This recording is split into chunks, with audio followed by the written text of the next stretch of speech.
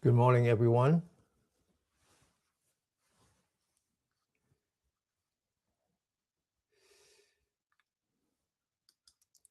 Just give me a second.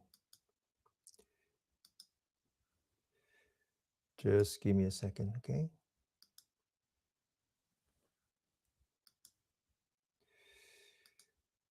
Okay, I'm trying something new today, so it's not working.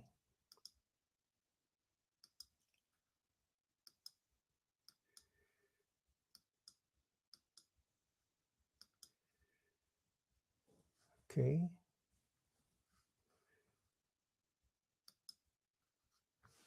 Okay, it's not working. So let me go back.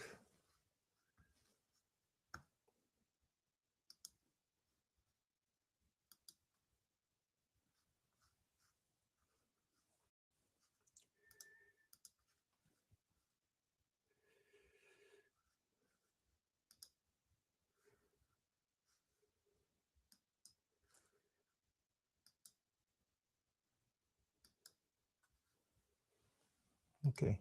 All right. It would have been very nice if it worked. Okay, so no problem. Let me try one more time, just because it would have been nice. And just 1 second.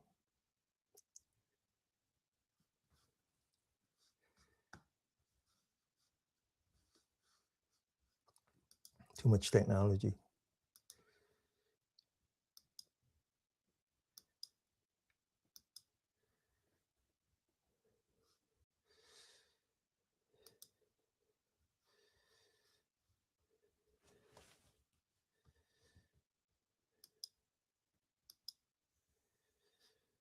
Okay, so unfortunately, I'm not able to live cast on Patreon, but I think everybody else is okay, right? Yeah, everybody can see me, hear me inside timer. No problem. Okay, all right. So it's just the Patreon that is not working. So I was trying something else to see if I could share some images with you, but in any case, we just have to kind of use your imagination. All right.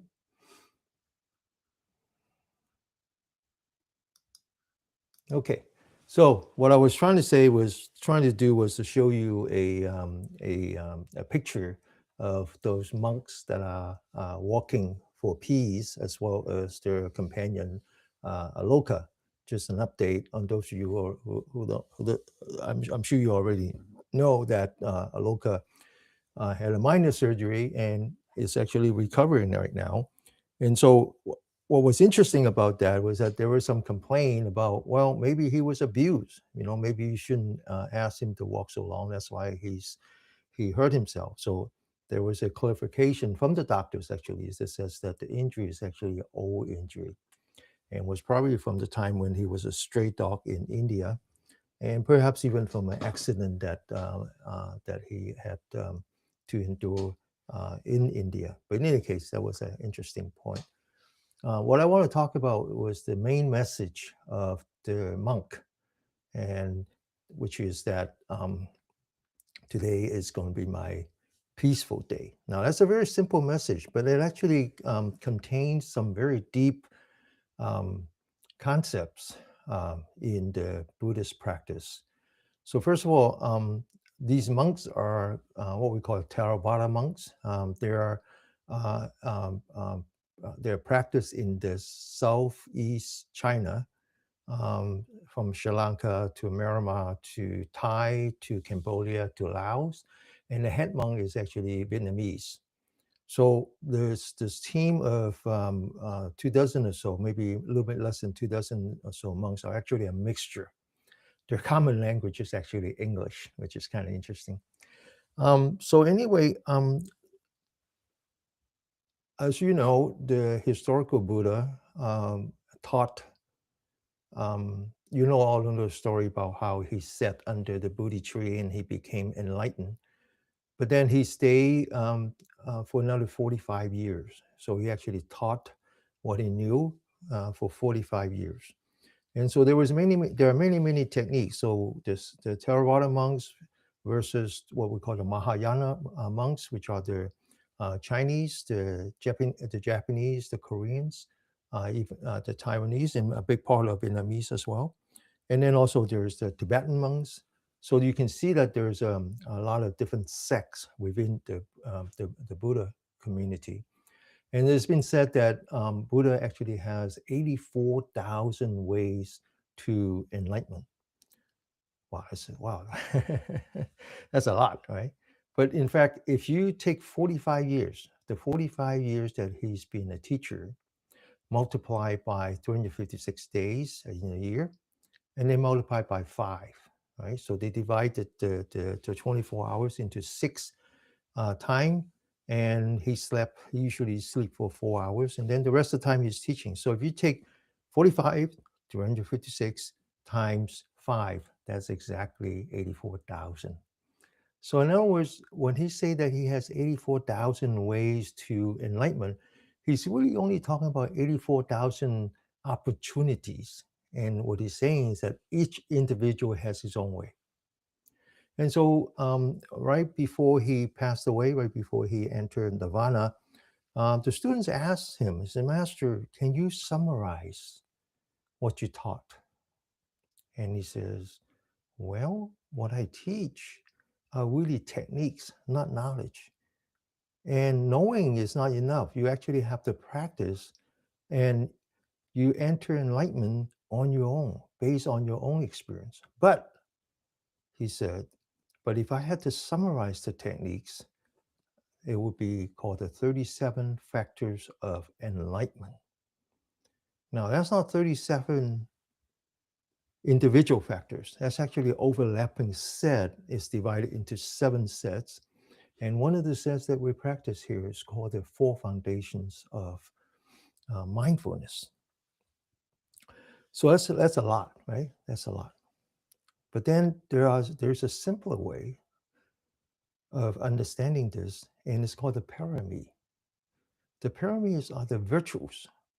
You know, back in the days in the early 70s when I was in high school, and we don't have any money to buy fancy cars, so we all have our own junk, and then we had to fix them up, right? I started with a 65 Chevy, and then I moved up to a 67 Thunderbird. So we all have, this is our life. We spend our time fixing old junks. And I remember there used to be a lot of gauges. So there was the speedometer, there was a technometer, there was the oil pressure gauge, there's an oil temperature gauge, there's a water temperature gauge, there's a vacuum gauge, all kinds of gauges. So the parameters are like the gauges. It measures your own progress. And then it is also a reminder to reinforce your practice. So when the monk says, today is going to be my peaceful day, he's actually talking about one of those parameters. And that parameter is called determination parameter. I'm determined that this is going to be my peaceful day. It's a commitment. I'm determined that I'm going to make the best of the next hour and a half in my practice. That's a determination. That's a commitment. But then at the same time, he says, one day at a time. You don't have to commit to the rest of your life, just one day at a time. Not only one day at a time, one step at a time, one breath at a time. So then he's talking about the second parami, something that we call diligence. Diligence is something that you practice at the end of a cycle. So if you think that your day has a cycle, when you rise, when you get up, that's the beginning. That's when you practice your determination. And you follow through until the end of the cycle, when you go to bed. Then you practice your diligent parami, and you said to yourself, tomorrow is going to be another peaceful day. And so those two kind of summarize what we do here. Everything that we do here is a practice. It's not just the practice of your body, but it's also a practice of your mind. So today we're alternating back from the 8 limbs of yoga. Last week was about breath. what we call the pranayama. And today is more about the body and the chi. And at the end, we're going to be practicing something called Yi Jing Jing, YJJ, exchange of the tendon. Actually, more accurately, is the renewal of the chi, renewal of the energy that travels through our connected tissue. Okay. And so to get ready for that, we're going to be doing some massage, a full body massage. Everything that we do here is a whole with a W. It's a whole body massage. It's a whole body practice, right? It's a whole body towards health, not just individual parts. So we're going to start with some massage of the fingers. We're going to work from the fingers to the toes. And we're going to start from the, later on, move on to the top of the head. And we're going to move from the top of the head to the bottom of the feet. So let's start with the fingertips. Let's bring out our left hand. Bring out our right thumb, very mindful. And we're going to massage the fingertips very gently, but more importantly, very mindfully. What is mindfulness? I said mindfulness is like anchor. You anchor your mind on your body. You anchor your mind on your fingertip. And once you anchor your mind on your fingertip, it's very important that you give something to the mind to do. You don't want a mind that is wandering. So as we massage, we want to sense the change in the body. So now we're going from the fingertip to the joints. We have individual fingers and we have individual joints. So we're going to take our thumb again and we're going to massage the joints. Again, we're practicing mindfulness. This is one of the 4 foundations of mindfulness, mindfulness on the body. And mindfulness on the body has a very rough, a coarse aspect and a very fine aspect. The coarse, the rough part is just the body, just how our body feels. And sense there is any heat that I generate, any pleasantness that I generate, any sweat, any numbness, and perhaps even for those of you who have arthritis, maybe even some pain. Now we finish with the left hand. Now we go to the right hand. And it's very important that you focus one joint at a time. And as soon as you finish one joint, you move on to the next one. And as soon as you finish with one finger, you move on to the next finger. This is how you practice your determination pyramid and your diligence pyramid. It takes a lot of work. And someone says, practice makes progress. That's it. That's right. All right. So now we're done with the inside of a palm, which is what we call yin, away from the sun. And in the sense it meant restorative. Now we're going to work on the back side of a hand, which is the part that is facing the sun, which we call yang, which is more like energetic. And so again, we're going to be working from the fingertip, but this time we're going to take the thumb and the index fingers, and we're going to put it on both sides of the fingernail and just kind of squeeze it very gently. But again, we do 2 things here. We anchor our mind on a body, and then we start observing the changes in the body. And then now we move from the fingertips to the joints, same way. We massage the joints all the way around. Again, very mindful, one joint at a time, one fingers at a time. That's what we call diligence, keep moving, right? Keep improving, right? Back in the 70s, we had this thing called the continuous improvement, right? We learned from the Japanese about how we want to take something and keep improving it, right? So this is our practice as well, right? We keep improving. We don't go back. We just keep moving forward, one tiny little steps at a time. All right, so now we're done with the joints, and let's again come back to the fingers, and we're going to massage from the end to the tips. Just use your thumb very gently, move on the fingers. Same as the back, very gently. All right, and then now to the right hand. And then now do the other side. All right. So in the end, the monks talks about how we need to practice loving kindness and compassion. Well, that's what we're doing now is we are practicing loving kindness to ourselves and compassion to ourselves. Start with hit this guy first. All right. All right. So now we're going to massage the back of the hand. Now, for those of you, um, so so again, the yin away from the sun, that's restorative. That's what you do. What happens when you come back to the safety of your cave back in the days when we were living in a cave, and so that's restorative. And then once you get outside under the sun, that's energetic, right? That's when you have to when you have to confront danger. And so you understand how important it is to have yang energy in us, right? That's our life energy, okay? And so the back of the hand is where the energy points are associated with the yang. So first we're going to take the thumb, use the edge of the thumb, and just massage in between the fingers, one at a time, okay? We leave the thumb for later.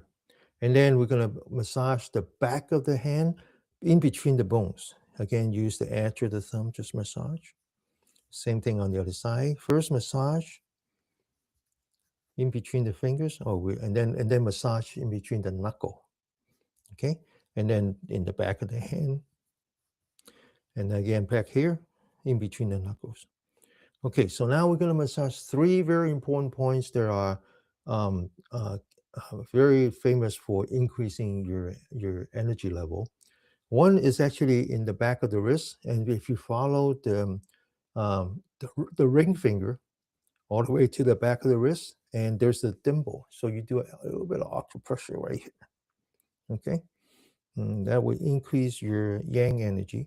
And then the other one, because there's three energy lines, right? There's the one that goes down in the middle called the triple warmer. There's one from the thumb called the large intestine, and then there's one from the little finger called the small intestine. So we're actually covering all three.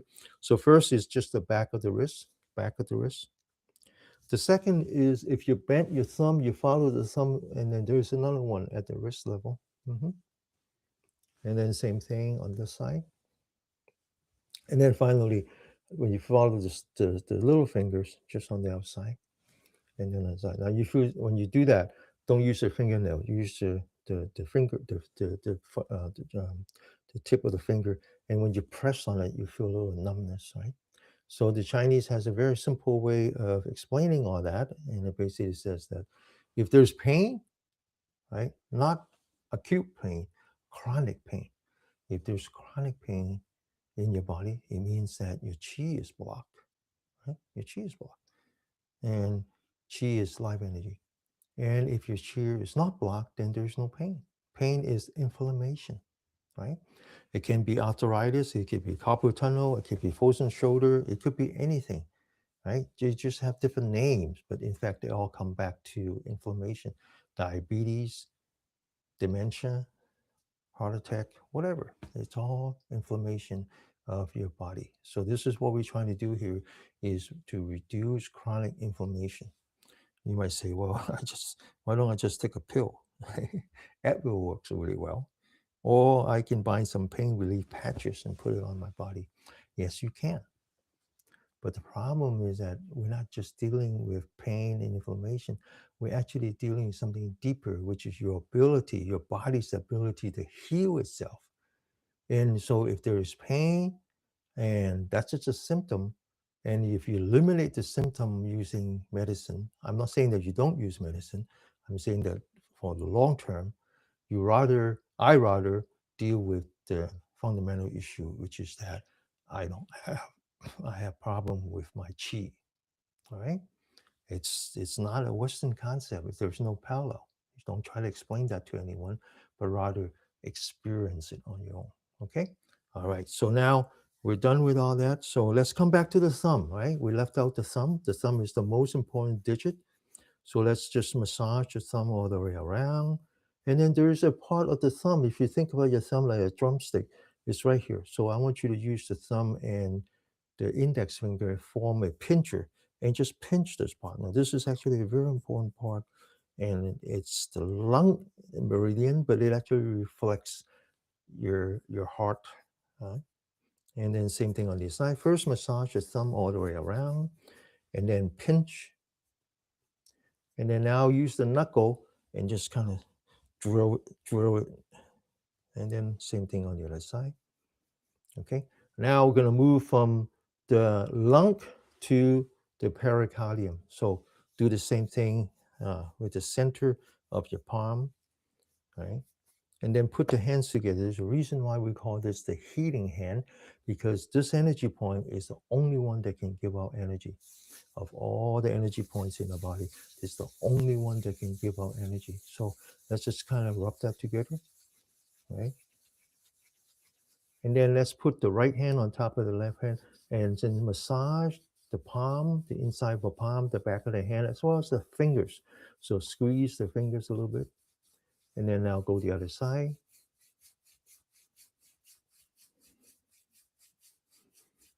And then back to the palm. All right, so now we're ready to do some finger exercise. This is a very famous Qigong exercise using the fingers. It is to prevent stroke as well as provide some physical therapy if you happen to have a minor stroke. All right, it's a very good exercise. So because it's Qi exercise, so let's come back to the spine first. And let's do a little bit of exercise to remind ourselves to something that we need to do throughout the day, which is to stretch the spine. So let's focus on the very bottom of a spine. Let's walk up the spine. If I remember correctly, there's 23 joints in the spine. So imagine that you're walking up the spine, one joint at a time, and every time you're trying to stretch as if you're increasing the distance between the joint. One joint at a time, one joint at a time, move from the bottom of the spine towards the top of the head. And then I want you to lean back, feel the lightness when you do that. Remind yourself that that's what happens when you remove baggages. Right now, your baggage is the weight of your upper torso. And as you lean back, you're putting the weight on it on the spine. You're not using the muscle anymore, as if you're removing the baggage. And that's why you feel lightness. Later on, when we start doing meditation, we're going to talk about removing the baggage on your mind. Okay? Just keep that in mind. And then relax. Now, the second thing we want to do is we want to lift up the shoulder and all the way up, and then open the shoulder all the way back, and then relax. Now, this is actually a very important exercise. It opens up the lung channel. The lung is not just about breathing, it's also the transport mechanism for the taking the oxygen throughout the body. So this energy, this exercise is actually very important. You open and then you relax, opening up to what you call the gate to the cloud. Okay, and then relax. Right. So I want you to remember this exercise. This is what you do when you're under a lot of stress. When you're under a lot of stress, the first thing you want to do is sit down. You could even do it sitting up. Just stretch your spine, increase your yang energy, lift up your shoulder, open your shoulder, lean back, and feel what happens when you remove the baggage. You feel the lightness, and then relax. Okay. All right. So now we're ready for some qigong exercise. So let's take our hands up. Let's close our eyes and just you can actually see your fingers without your eyes. Now I want you to take the thumb and the index finger, put that together, and squeeze as hard as you can.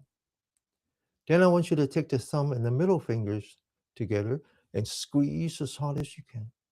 Now to the ring fingers, squeeze as hard as you can. And then to the small fingers, squeeze as hard as you can. Then you come back to the index finger, put the thumb in the middle of the index finger, squeeze as hard as you can.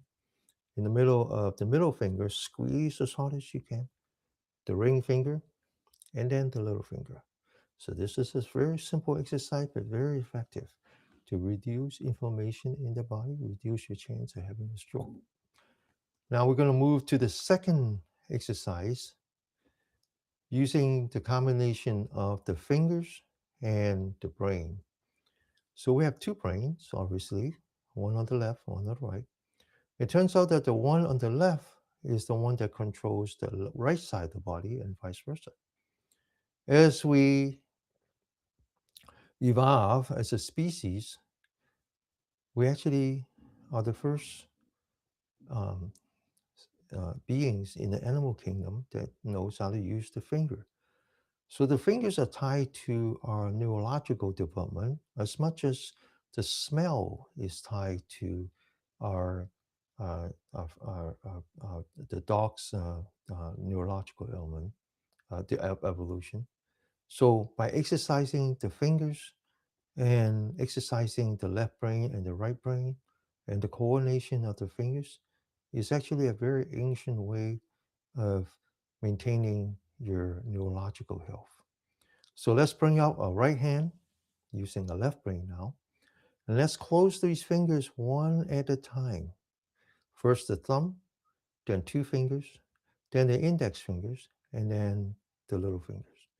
Now let's lower our right hand, bring up our left hand using our right brain this time. Again, index, two fingers, thumb, two fingers, index, and little fingers. Now let's bring out both fists and squeeze as hard as we can. Leave the right hand, open up in a reverse order. In little fingers, index, two fingers, thumb. Right hand, little fingers, index, two fingers, thumb. Now bring up two hands and stretch as hard as we can. At this point, say to yourself, I just finished the first time. Now I'm ready for the second. Lower your left hand. Focus on your right hand. Thumb, two fingers, index, little fingers. Left hand, thumb, two fingers, index, little fingers. Bring it back up. Squeeze.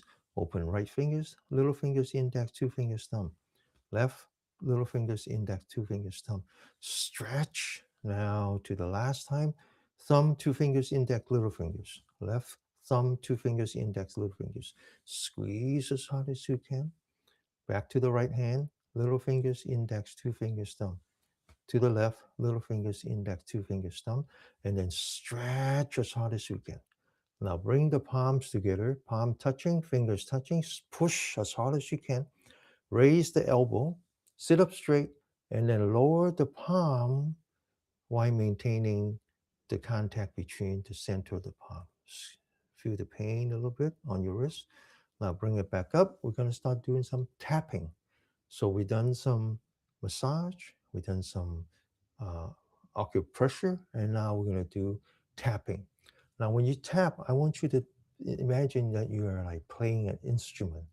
So it's very important that you feel each tap, okay? And you actually make adjustment.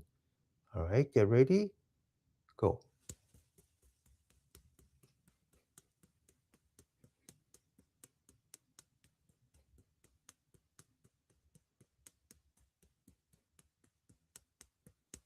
Now I want you to cross the fingers because in between the fingers are also important energy points. And again, play this like you're playing an instrument. Get ready, go.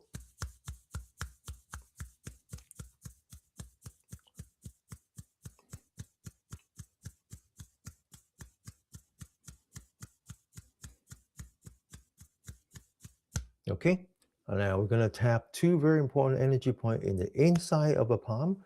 One has to do with the heart. Actually, Chinese heart and mind are the same. And then one has to do with the lung, which also has a lot to do with the heart. And so I want you to sit up straight, put the hands together, forming a V, and we're going to tap the meaty part, okay, not the bone. All right, get ready, go.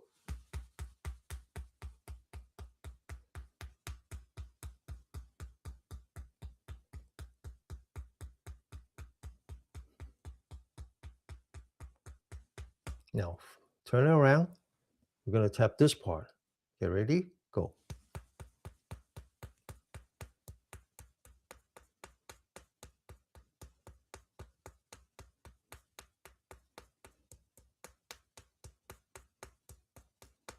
Okay, now that's the yin side. Now we're going to move on to the yang side. The yang side of the heart meridian is the small intestine. The yang side of the lung is the large intestine. Okay, it makes sense because the small intestine is what we call the second brain, and then the large intestine is like the works together with the lung. The lung is what absorbs your energy, what absorbs your nutrient, and then the large intestine is what it does with the toxin. So it kind of makes sense. All right, so how do we tap this one? First of all, this one has a very interesting name. It's the small spring, small stream in the back, right? So you hear these descriptions, it has to do with clearing the energy channel in the back. So I want you to sit up straight again. Sit up straight, stretch your spine, lift up your shoulder, open your shoulder, lean back, and then relax. All right. Now we take our hand, we fold it so you see this line, and it's right on the edge of your palm. So now we put our palm together, lay it flat this time, rub your fingers as if you're forming a fist, and we're going to tap that 30 times. Get ready, go.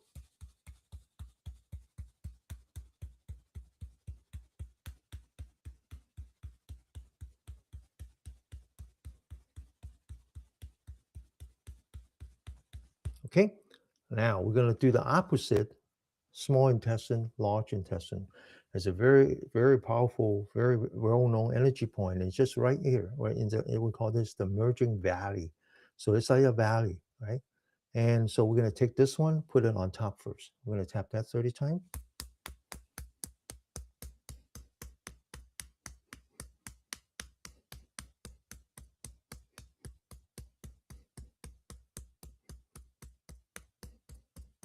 And then now turn it the other way.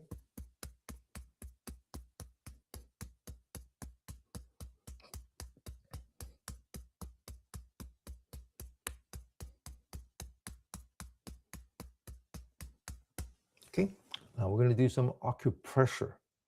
I picked some energy point that actually very has a lot of utility value. Now this merging value is a very important energy point. And first of all, it relieves pain, any kind of pain in your body, um, cramp, headache, any kind of pain. And it's also very important for lowering your blood pressure. If you have high blood pressure, it's a very good one. Now, how do we do acupressure? How do we do it right? So, first of all, again, you come back to your index fingers and your thumb, you open it, and you see this ridge. Then you take the right thumb and you see this line. You put the line on top near the ridge, you push down, right? But it's important that you push towards the index finger. So what you do is you take the right palm, you put that on the outside of the left hand. And so as you push, you lean towards the index finger. So when you do that, you feel like numbness, a little bit of pain. Okay, that's what you do. Again, open, put that on top, put the left hand on the outside of the right hand and push. Okay, so these 2 points are very famous for lowering your blood pressure. There's another one that is also famous. You just take your hand, you fold it, it's right here,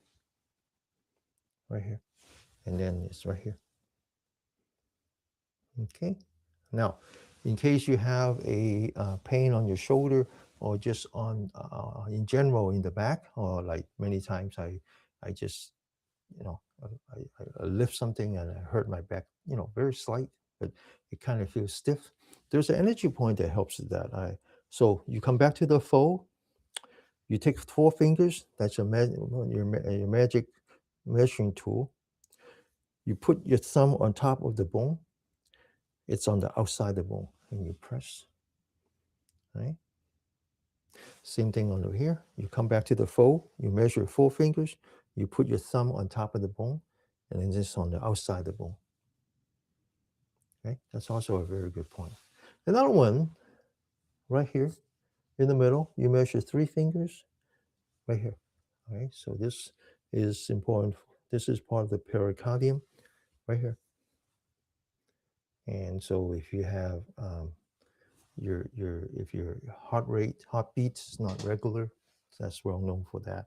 Now, of course, there's only so much we can do with the thumbs and so. Of course, when you go to see a traditional Chinese medicine doctor, they use needles, right? That helps. That's more effective. But then we do this every day, so right, that's how you do it. All right, so now we're ready for the next set exercise, and this one is very important for a carpal tunnel. Keep in mind that carpal tunnel is chronic pain, and it comes from the fact that your chi is blocked. And how does that work? Well, when you have repetitive motion, um, and you're not doing enough to relieve the inflammation in your fingers, it just propagates up. Now, when you go to the Western doctor, they will say, "Oh, I can fix that. I'll put some steroid," and they will inject steroid. But that's a problem, right? And I'm not going to talk about why that is a problem. And I think you should all know that. But the problem is this: the more basic problem is this: your body releases stress hormone, and one of that is called cortisol. Cortisol itself is steroid, right? And so, if you already have steroid, why would you need external steroid? You have to ask that. Well, your internal steroid, the natural steroid, is your healing agent. And you release the cortisol when you're under stress. So when you go into your fight or flight, that's the time you release stress hormone. And it's to reduce inflammation, right? So when you're being chased by a tiger, that's when your body inflames. And so your body is designed so that it release the right kind of hormone, in this case is steroid, to reduce inflammation. So why would you need external steroid then? Well, it turns out that it's not because you don't have enough internal steroid, it's because you have too much. You have too much. It's very similar to diabetes, right? Type 1 diabetes is when you don't have enough um, hormone to reduce the glucose in your bloodstream. Type 2 is when you have too much. And when you have too much, it creates resistance. Your body is no longer reactive, sensitive to your own healing. So, put it another way, is that when you're under stress all the time, when you don't know how to come back to the rest and digest, then that's why you have chronic inflammation, because you're no longer sensitive to your own steroid. And you go to the doctor, they have to give you external steroids. Kind of ironic. All right. So, this exercise is very good if you have carpal tunnel, and just clear the channel by action equal to reaction, right? Action means that the energies are moving away from your body. Reaction is when they come back. So one way to clear the channel going out, and then to clear the channel coming back. Now, someone might say, well, which one does what? Is the yin channel going out, or is the yin channel coming back? It depends on which side of the body. It actually runs around in circles. So someday we'll talk about that. But it doesn't really matter. What matters is we're clearing the channel. So let's come back to the body, stretch your spine. See, I always do this. Stretch your spine, lift up your shoulder, open your shoulder, lean back, and then relax. Now we're going to take all 10 fingers pointed to the camera. We're going to lock our elbow. Then we're going to take 4 fingers, roll them up, and then we're going to press down with the thumb. The 4 fingers are the spring, so let's wind up the spring. The thumb is what's holding them down. Let's just hold it down. And then we're going to go 1, come back, 2, come back, 3, 4, 5, 6, 7, 8, 9, 10. Okay? All right. So go back to what I talked about, this energy points, and how I said that this is actually very important in strengthening or maintaining the integrity of your heart. Now, in the past, I talked about the 5 elements. The 5 elements are the water, the vegetation, the fire, the soil, and then the mineral, right? And they also reflects internal organs. So the water is the kidney, the, the vegetation is the liver, the fire is the heart, and then the splint is the soil, and then finally the lung is the mineral. It actually kind of works. If you think about our planet Earth, it's the only planet that so far that has that harmony between the water, the vegetation, the fire. Fire is the sun, and then also the soil and the mineral, right? So the body is like that. If you want it to be healthy, you're going to make sure that the five elements are in harmony. It's not individual organ, it's how they work together as an energy system. So we might say, well, that is the lung meridian, but what does that have to do with the heart? Well, it turns out that each of the energy point itself is associated with the elements. So this one, even though it's part of the mineral meridian, it itself, right? It itself is associated with fire. So that's why this particular energy point is very important for the health of your heart. Why? Similarly, there's another energy point here, again, part of the lung meridian, that is very important for the kidney, very important to water. So this next exercise requires that we turn our hand. And what I have noticed after years of practice is that when you turn your hand like this, it actually activates this energy point, which is part of your kidney energy. Now, the reason I mentioned this is later on when we do Yi Jing Jing, towards the end, there's a part that we will also turn the hand, and I will remind you how you need to also work with your kidney. So let me show you the best way to do this next exercise. So I want you to stretch your spine again, stretch it as hard as you can. And before you lean back, I want you to lean forward. Okay, now stop. Then I want you to focus on your hip.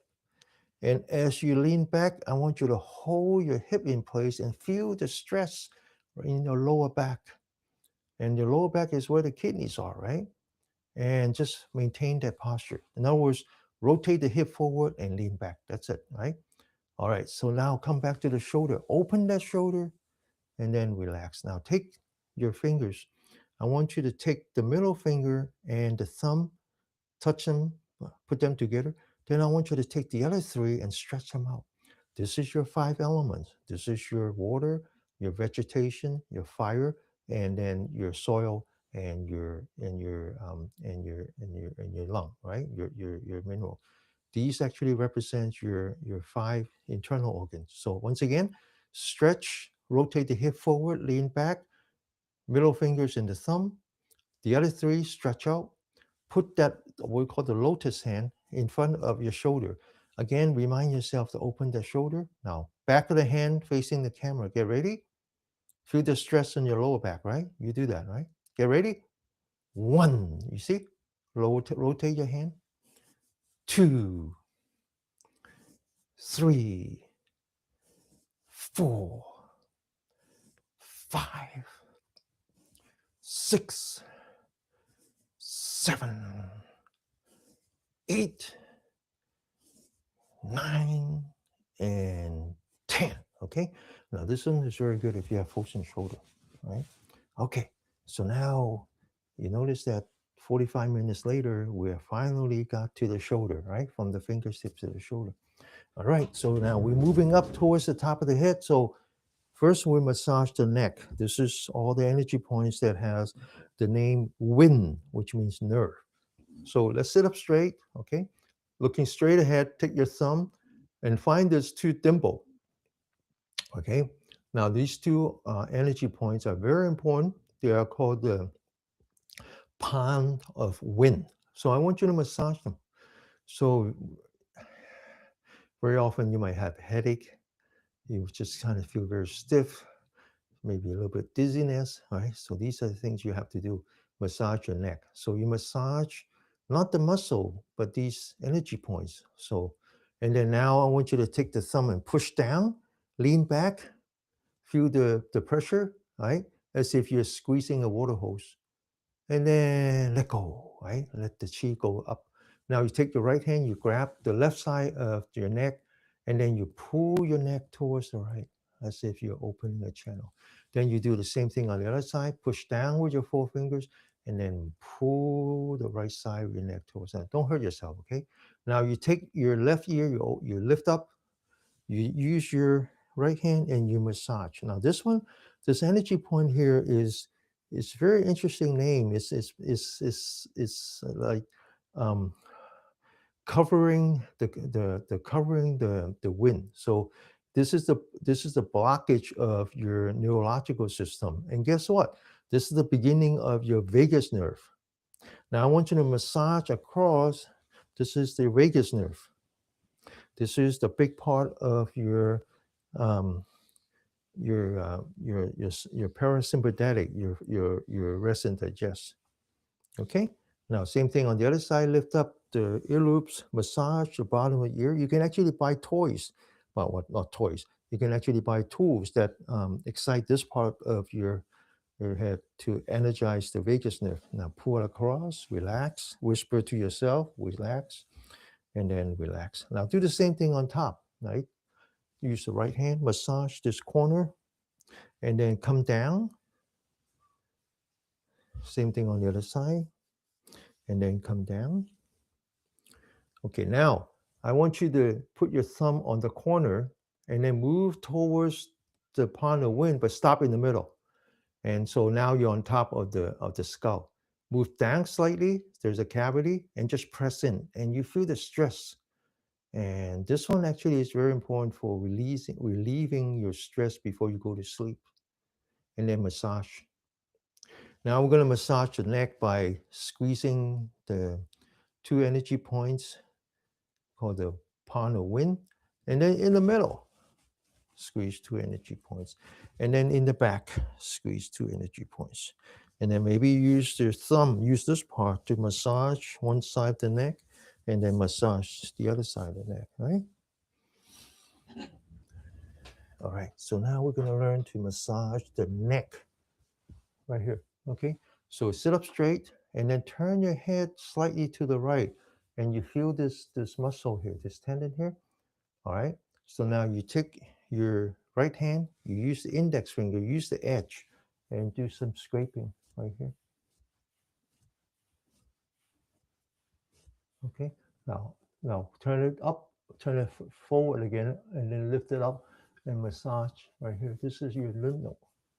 And then massage the top of your shoulder, the back of your shoulder, the side of the shoulder, all the way around. Okay? All right, so the other side, sit up straight, turn your head to the left. Use your left hand index finger and just, you feel this muscle right here, scrape that. And then now scrape this and massage shoulder, back of the shoulder, around the shoulder. Okay? All right. So I noticed that we skipped one part, and I would normally just let it go and then, because we are running out of time anyway. But it turns out that this is a very important exercise. And for those of you who suffer chronic pain, or sometimes it's not even pain, okay? It's not even pain. And it's just that you haven't been noticing, right? So the monk, the head of the walking monk, he had a very good way to explain the difference between wisdom and ignorance. And he said, ignorance is not criticism. Ignorance is when you ignore. So very often we really ignore our body until it's too late. And so one of the things that I want you to learn here is develop that sensitivity to your body. And when your body just start to cry out for help, you notice. You don't wait until the end. And so one of the things that you do is scraping. Scraping actually clears your energy channel. And once you understand the difference between having your black meridian versus a clear channel, if you can actually feel it, right, that is your early sign that something is wrong with your body. And so this is the exercise that I do every night before I go to sleep. Relieve some of the blockage. So we're going to find some scraping tool, right? Where everybody has their own scraping tool. You can use a knuckle. You can use the top of a jar. Someone said that. That was brilliant, right? Someone even said that you can use a soy sauce dish. Not everybody has soy sauce dish in the family. But in any case, you always have this, right? Or you get something like this. Now we're going to learn to scrape. And we're going to scrape first in the inside, then on the outside. 3 in the inside, 3 on the outside, okay? And we're going to scrape from the elbow to the wrist. Get ready? First in the middle, this is called the pericardium, all the way to the wrist. Come back to the elbow. Now we're going to move up. First, you identify the top, which is the bone. Inside is the lung. Again, from the elbow to the wrist. Come back, and then to the bone, on the bone. Now, outside the bone, again, from the wrist to the elbow, back to the wrist, that's the large intestine. Then if you put your hand like this, in the top, in the middle, is the triple warmer. Now, for those of you who have arthritis, learn to scrape your fingers, the joints. You say, wow, that hurts. Well, back off, back off. Don't hurt yourself. But at least feel that you're doing something. Okay, back to the center. Now, on the outside, along the little fingers, is the small intestine. So now we're going to keep scraping, and we're going to keep turning our hands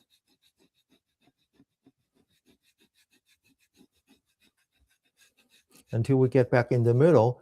Now, at the end, we're going to scrape the finger. Now, there's a part right here about 4 inches that would help you go to sleep. Or if you're asleep, it would help with improving the quality of your sleep. Okay, and then all the way to the back. Okay, now let's do the right side. The middle, move up on the inside of the bone, on the bone, on the outside of the bone, in the middle of the back of your arm. Now the fingers, the thumb, back, and then along the back, along the little fingers, and then rotate the hand.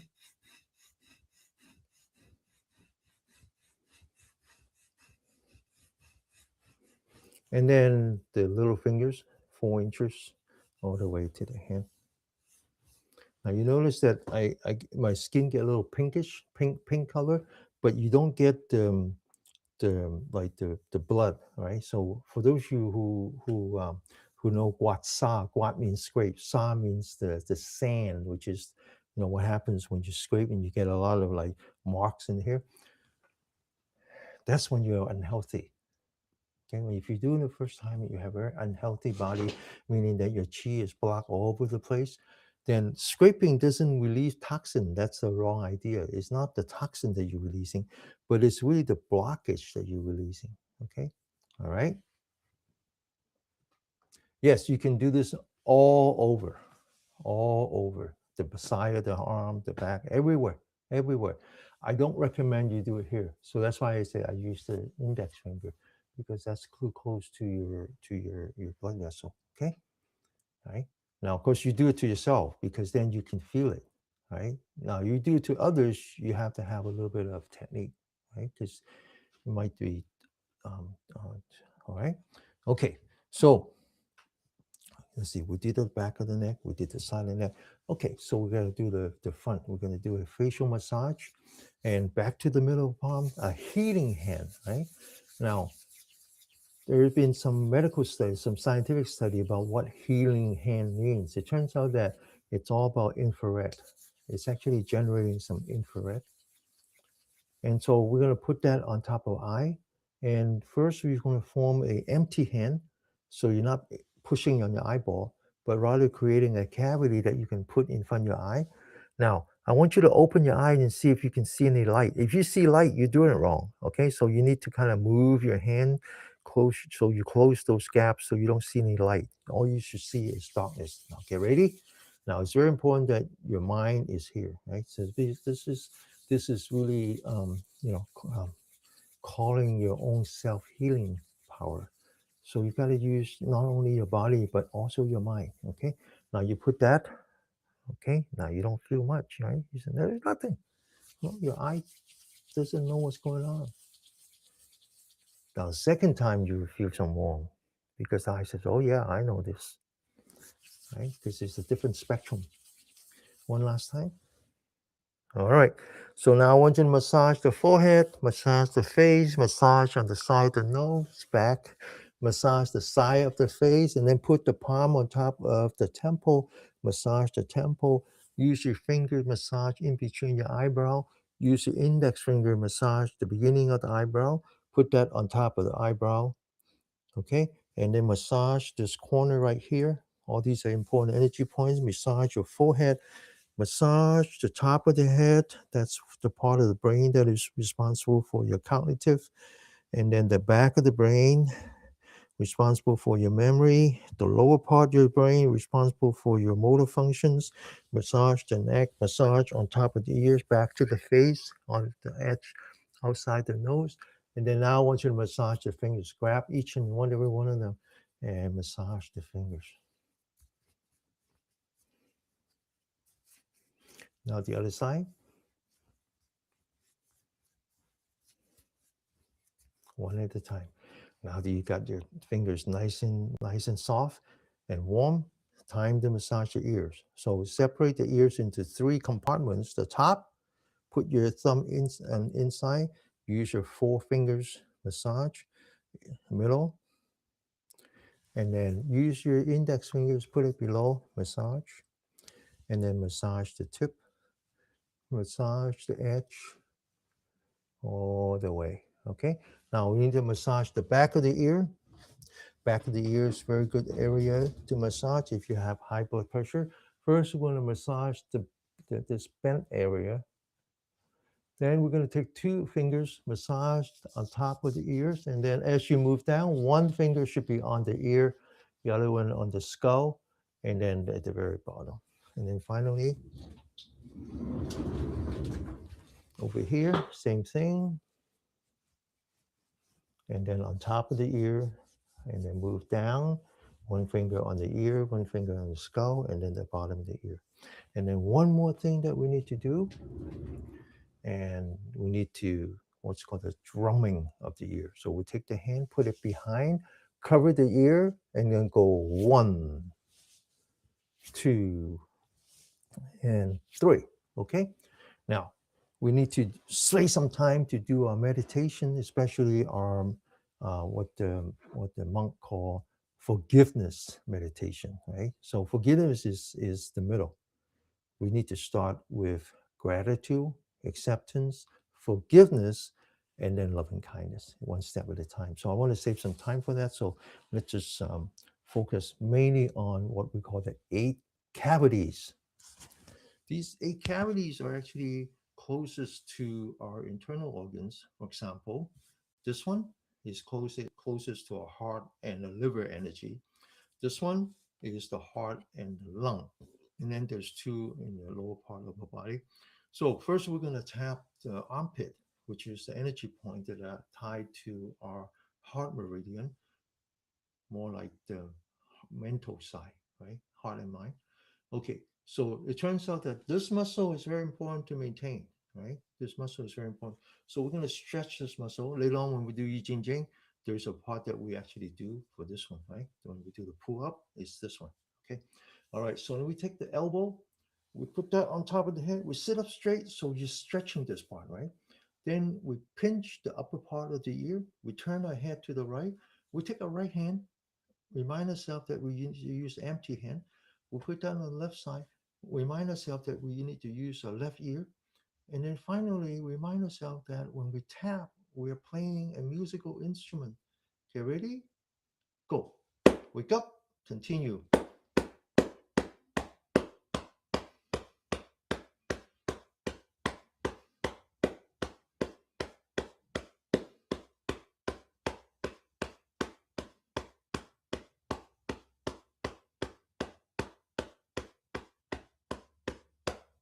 Okay, now the other side. Take the elbow, put that on top of the head. Sit up straight. Pinch the left side of the ear. Turn your head to the left. Take the left hand, empty hand, put that on the right. Listen with the right ear. Get ready. Wake up.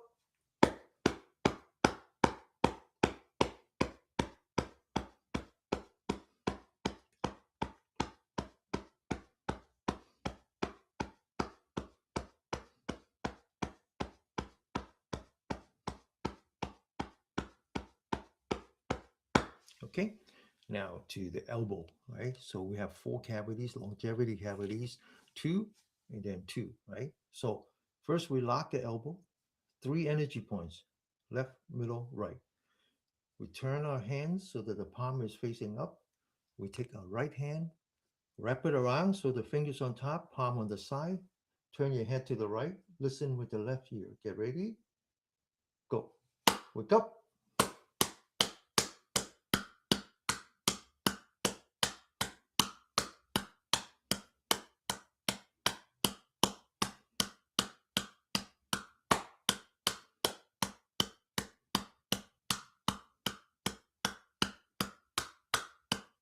And now do the other side. Lock your elbow, palm facing up. Left hand, empty hand. Right ear. Get ready. Go. Wake up.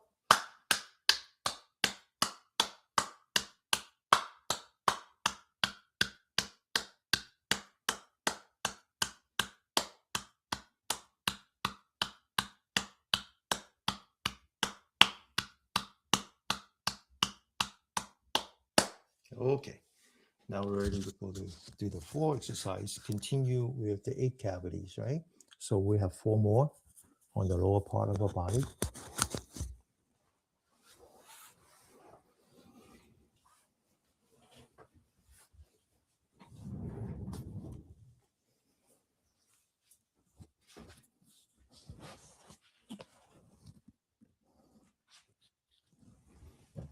Okay, so we're going to massage where the kidneys are. There's an energy point here, very important.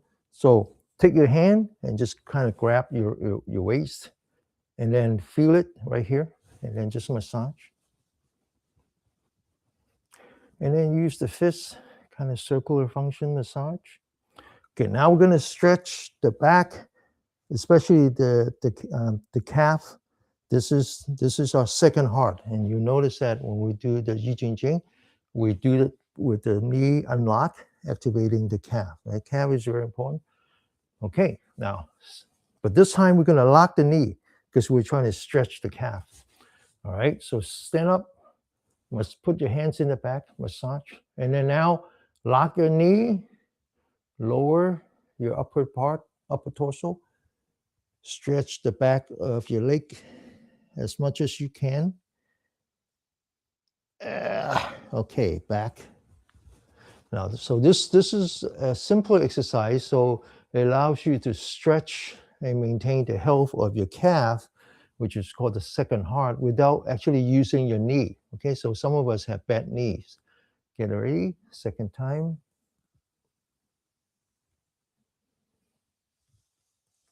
As much as you can. And then one last time. And then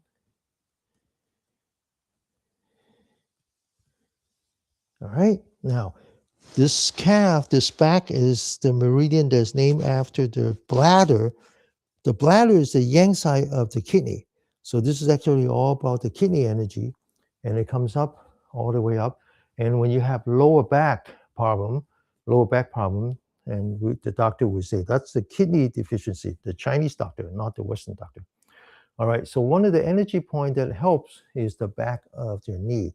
So bend your knee, put the 4 fingers on the outside, thumbs on the outside, 4 fingers in the back and the thumb on the outside.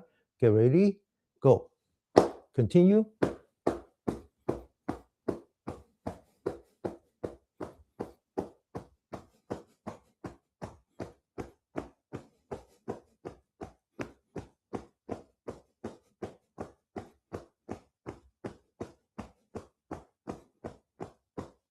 Okay, now finally, so remember the 4 longevity cavity, right?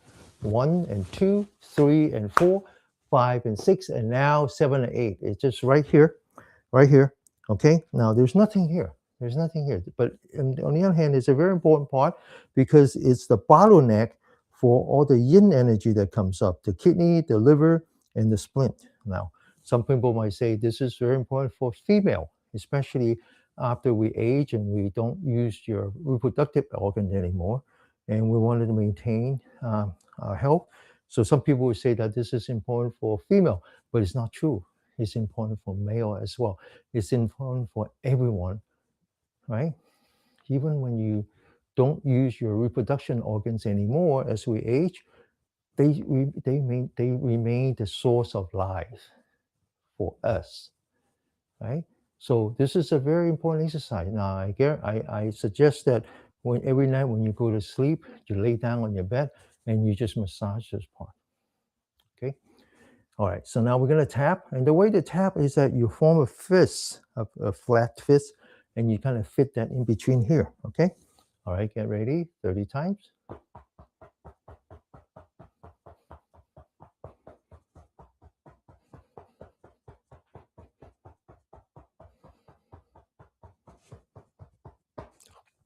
Now we're ready for the highlight of the day, which is Yi Jing Jing. It's a very energetic exercise, which means that sometimes when we age, we can't do it anymore. This is not exercise if you're weak.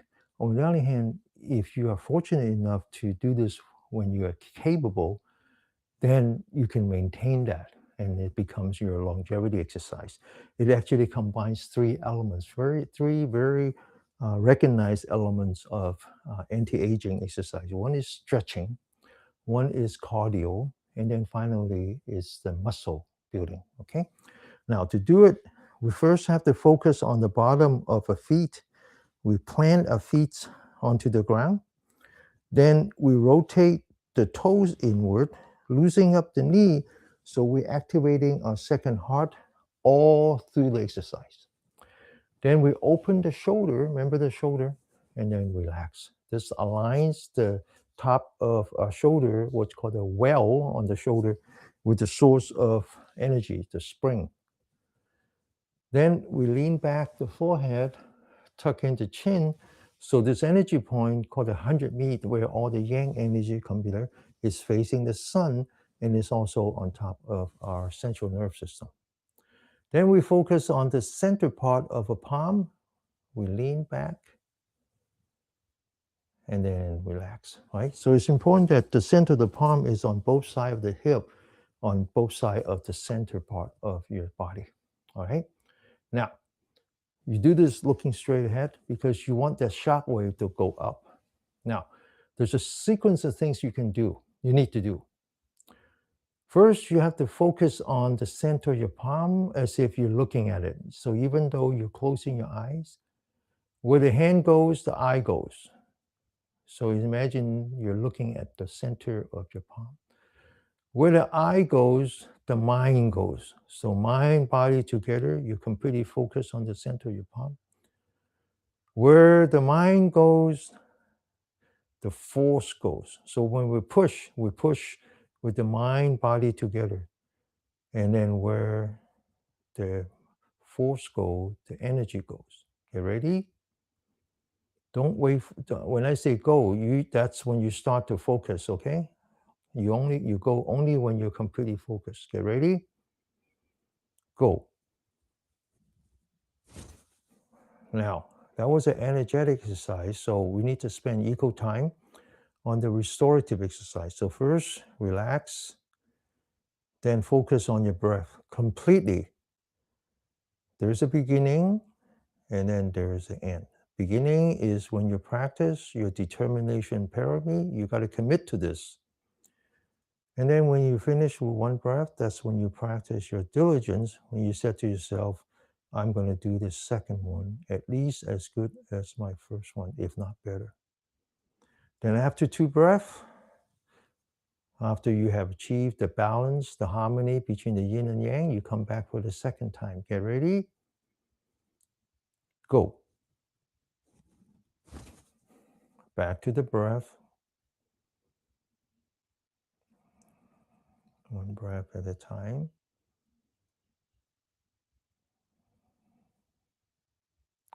One last time. Go. Back to the breath. Now, it's very important that you come back to the rest and digest. How do you know that you come back to the rest and digest? When you feel the saliva inside your mouth, even after an energetic exercise, once you come back to focus on your breath, you can feel the inside of your mouth. The second one is called pointing. So pointing means we come back to the thumb. We use the thumb to point to a hip.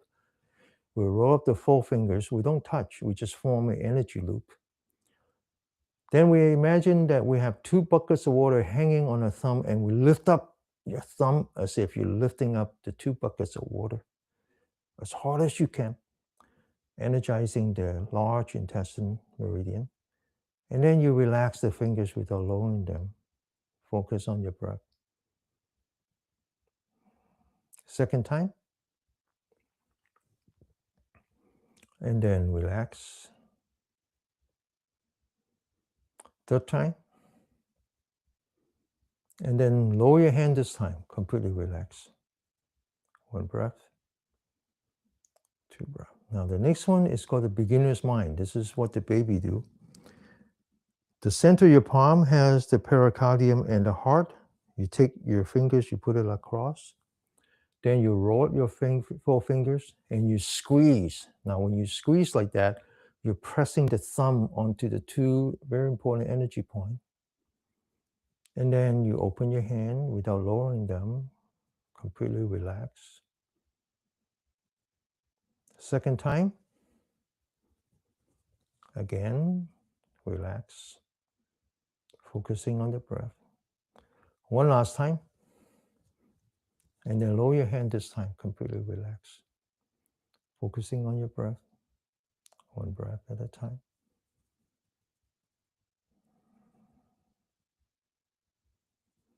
Now you take your hand, you form a fist, you put the fist together, put that in front of your belly button, and you take a deep breath as you raise your hand and your body until you get to your nose, and then you relax. Then you bring your elbows together, you focus on your back, which is where the large intestine meridians are, and you stretch as if you're opening up your back, and then you relax. Now, second time, bring the elbows together, focus on your back, and you squeeze, stretch, and then relax. One last time, and then relax. The next one is called the fist on top of the head. So you raise your hand, put the fist on top of your head, you open your shoulder, you open your fist. This is like when you go to get blood drawn, they always ask you to squeeze your hand, right? So this is the same thing. This is very cardio. So you roll up your fist 1 joint at a time, you lock it with your thumb, you open your shoulder and you squeeze. And then you open your fingers, let the blood come back. So that was to put pressure on your heart. Second time, open your shoulder, roll up your fist and you squeeze. And then relax. One last time, open your shoulder, roll your fist, and you squeeze. And then relax.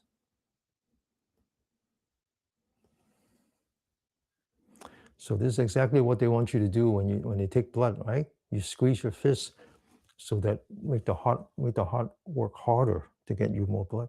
Oh, the next one is called stabbing the shoulder. The shoulder is part of the bladder meridian, right? That has to do with the nerve. So this is what you do. You open your shoulder, you grab 2 daggers, you point the daggers onto your shoulder, but make sure you open your shoulder. And make sure that you're not looking down, and you stab, and you feel the tightness in the back of your neck. Okay? And then you relax. Let the chi flow to the top of your head. Second time, open the shoulder, stab. And then relax. One last time, open the shoulder, stab. And then relax. Now, next one is called the cross. It's not to punch, but to stretch, because you want to stretch your triple warmer. So you make a cross, you feel the 2 trees on the side. You first turn your wrist, big turn. Then you roll your fist, you take a deep breath, you hold your breath, and you push. Pum. The word bang means avalanche. It's like you push so that you cause an avalanche. And then it's also a way to relax. Second time. So follow me, right? Even though I cannot hear you. Roll your fist, take a deep breath, and you push in silence.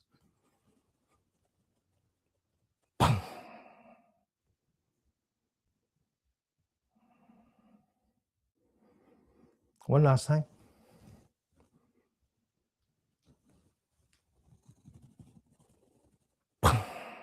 Relax. Same thing. Is that important? We do it twice. Now, fun hanging. So lock your elbow as if you're hanging close. Tree in front. Roll your wrists. Roll your fist. Take a deep breath. Hold your breath and you push.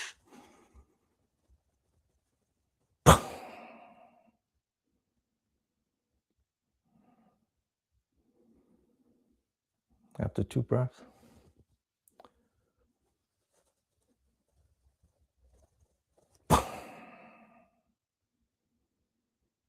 One last time.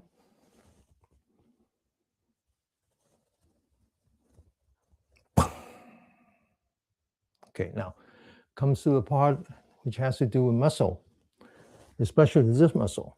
So you look up, you see the bar across. You're going to do a pull up. Grab the bar and pull yourself up as hard as you can. Don't use it, you're going to lose it, right? That's the point about the muscle.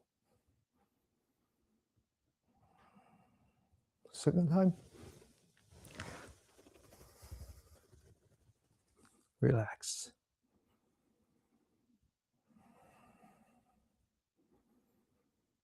One last time. Relax. Okay, so continue. This one we call it pulling the bow and arrow. So imagine you're grabbing one bow on one side, grabbing on the other side, and you pull it apart, energizing this muscle. Get ready? Open. Relax. Now focus on your breath. Feel the inside your mouth. Second time. Relax. One last time. Relax. Now we're going to swallow. Collect all your saliva. Swallow all the way down. Now adjust your standing posture. Make sure that your knees are not locked. Okay. Now straighten up your back. This is the part that has to do with the kidney. The essence of the kidney is the bone marrow. So it travels up your spine to the top of your head. The brain matter is called the sea of marrow. So this is reminiscent of the yoga exercise that is done in the West, where you do a lot of inversion. So first, check your knee, straighten up your back of the hand, the fist touching.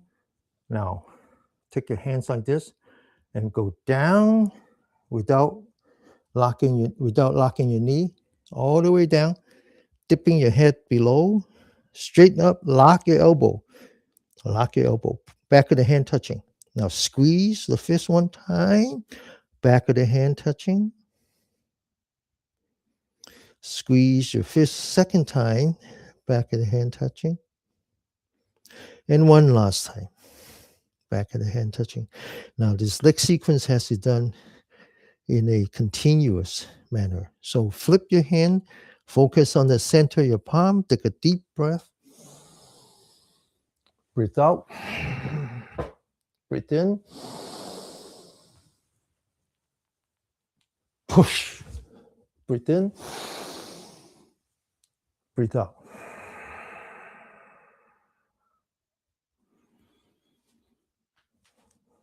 One step at a time. Focus on the bottom of your feet. And then focus on your palm as you sit down.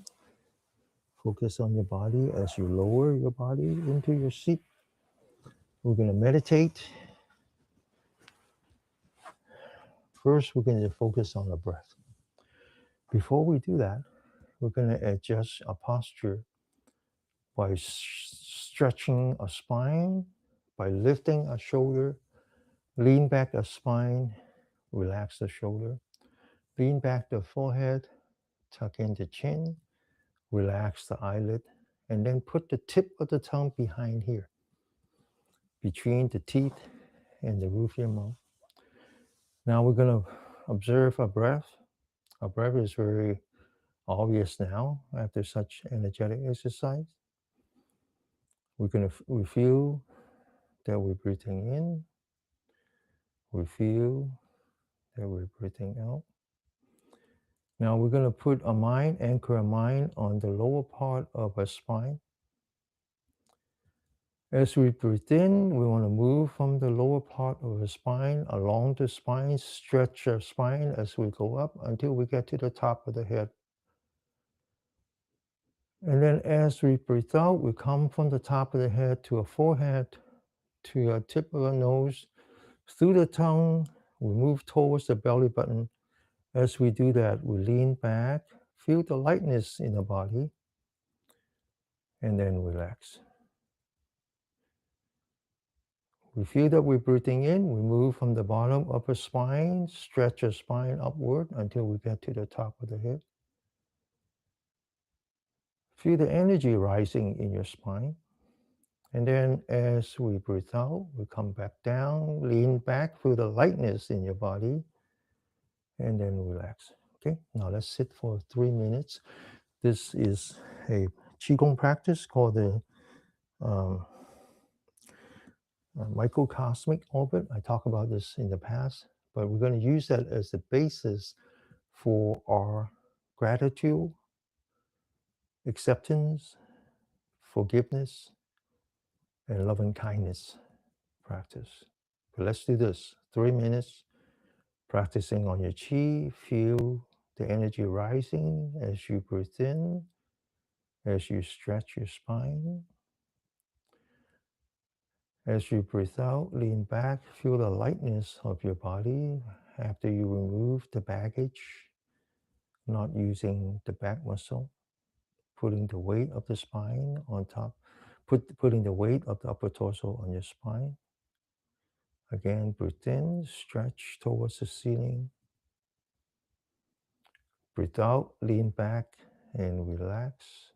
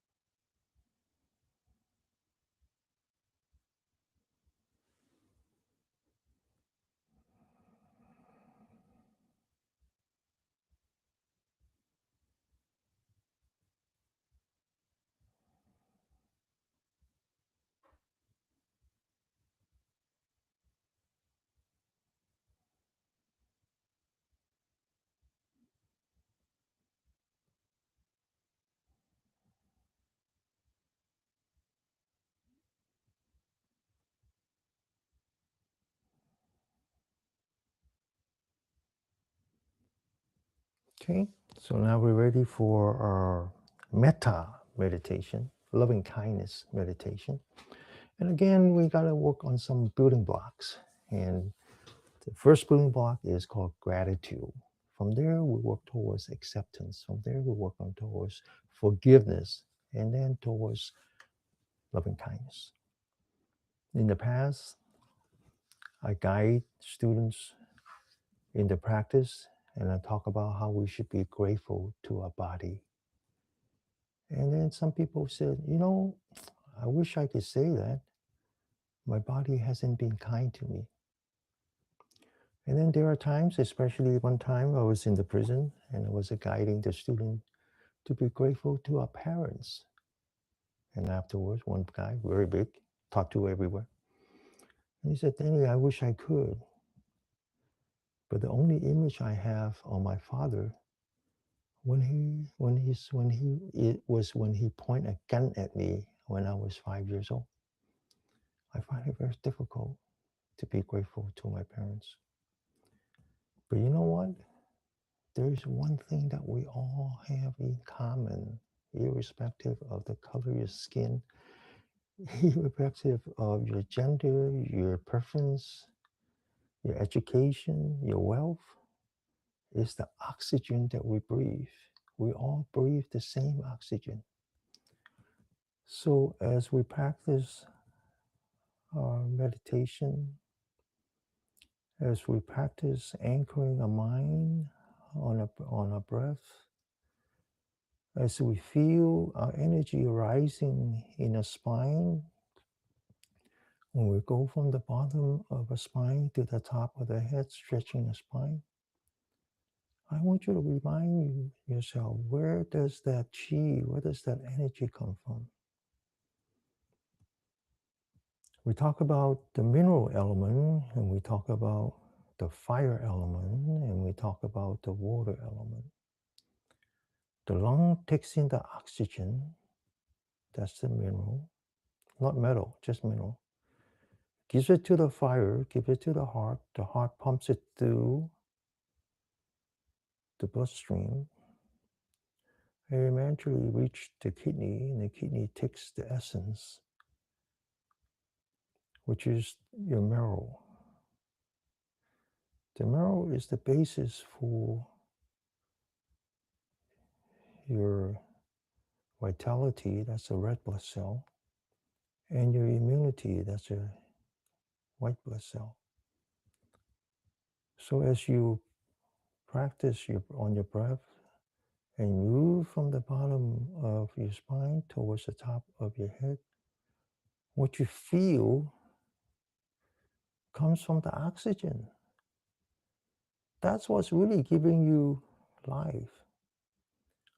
So it's very easy for us, much easier for us, if we focus on that oxygen, because we all have that in common, irrespective of our body, our family, our friends, our social status, the skin of our color, our gender. It doesn't matter. We all breathe the same oxygen. We breathe without having to pay for it. We can breathe as much as we want for as long as we can. So it's very easy to practice gratitude on that. I want you to think about, and I do this every week, where does that oxygen come from? It comes from the factory. But where is that factory? The factories are in the trees, in the forest, in the park. That's where they generate oxygen. But who's guarding the factory? Who's working in the factory? It's all the other beings, not just the human beings, but all the other beings that we share this habitat with. It's their job. And they're working without pay, just to sustain our existence. We forgot that. We ignore that. That's why the monk says we have ignored so long that we became ignorant. It's not an insult, it's a state of fact. So maybe it's time that every time we take a breath, we practice gratitude and we be grateful to the other beings in the universe. time for us to think not as the supreme being, but rather just one of the beings. And it's important to maintain that harmony for the future of our mankind, for the future of our next generation.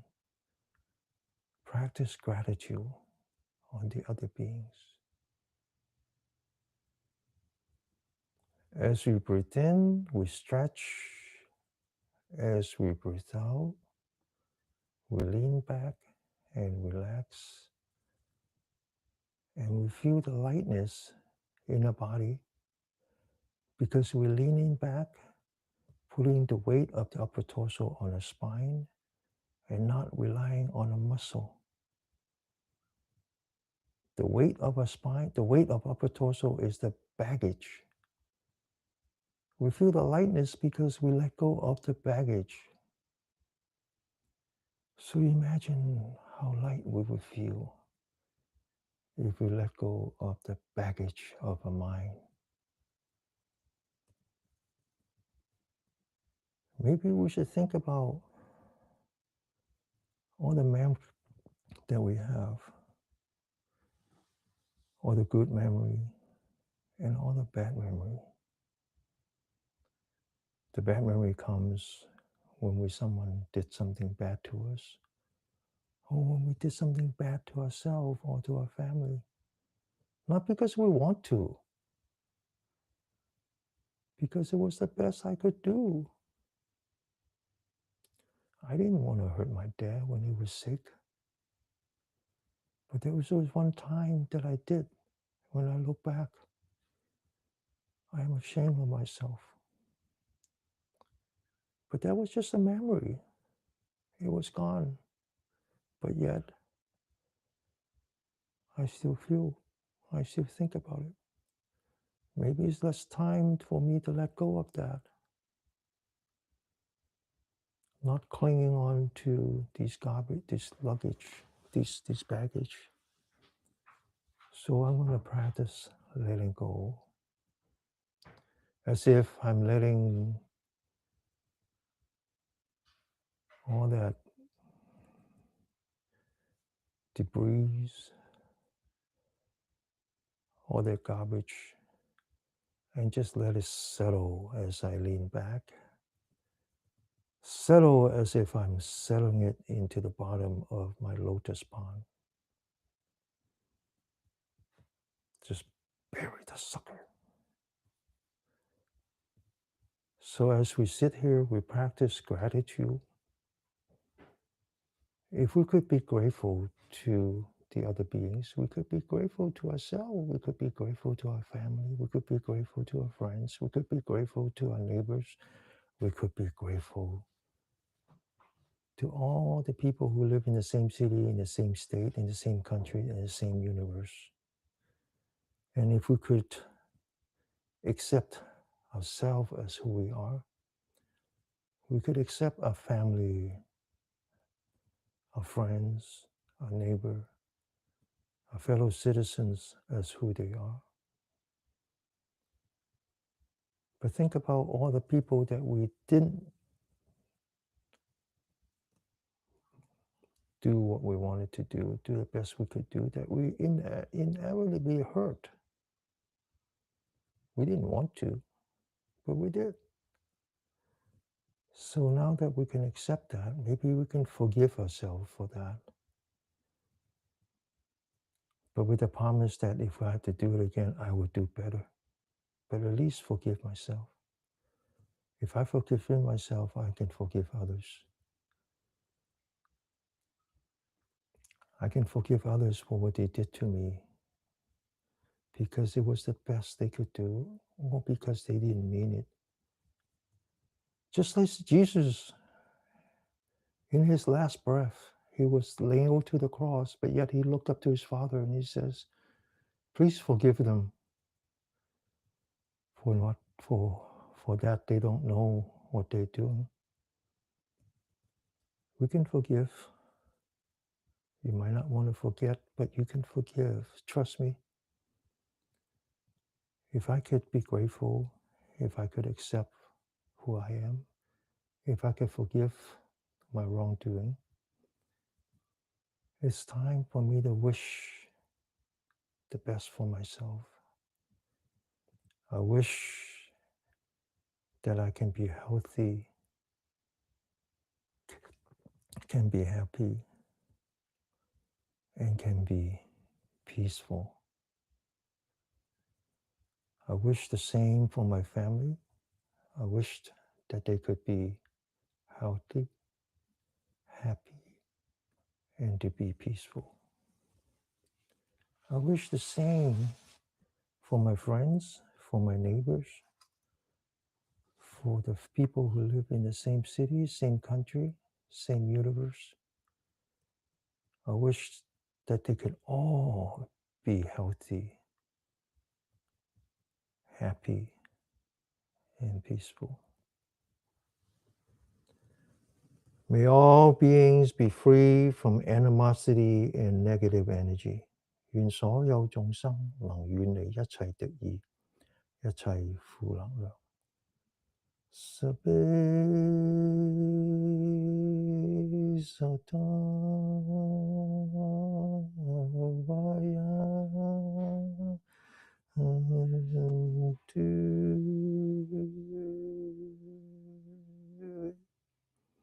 May all beings be free from mental suffering. 願所有眾生能遠離一切心靈嘅痛苦。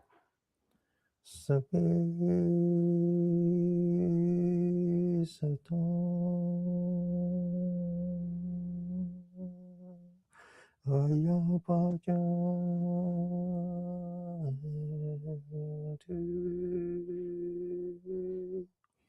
May all beings be free from physical suffering.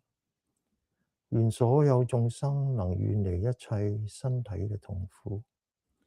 Sabbe Sata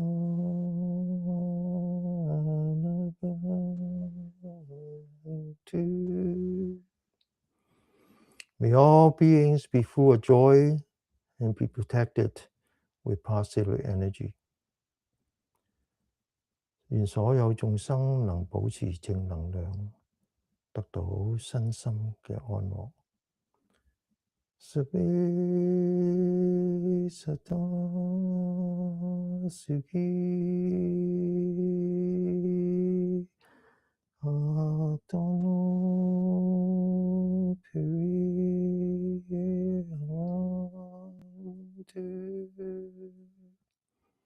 May you all be happy, healthy, and be peaceful. Namaste. Let this be my happy day, and be my healthy day, and be my peaceful day. Namaste. OK， 星期一見。Thank you，多謝大家。OK， 多謝大家。OK， 拜拜，拜拜，星期一見大家嚇，快快樂樂嚇。OK， 拜拜。保重，拜拜。OK， 拜拜。